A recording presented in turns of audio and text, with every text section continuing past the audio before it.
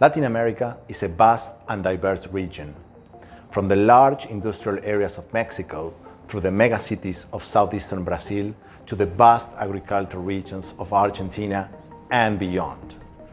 Economic growth and industrial agility are government priorities.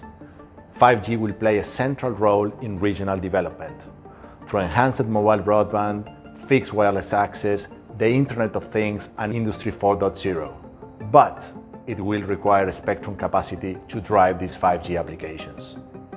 At the GSMA, we have released a report on the economic impact of 5G using mid-band spectrum. One of the reasons we have developed this data is to show the crucial role this spectrum will play in the prosperity of Latin America as 5G accelerates in the second half of the decade.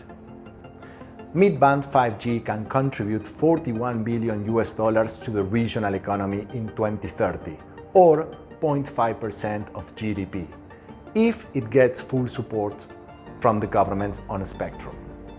However, if mid-band spectrum is constrained, the economic benefits of 5G might be reduced by up to 40%.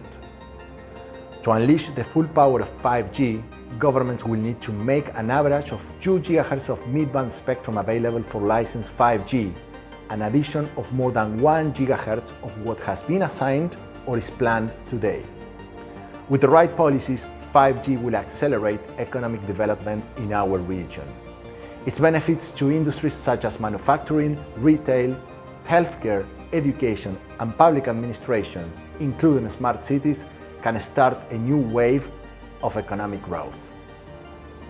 The coming years will decide how 5G can deliver on its promise.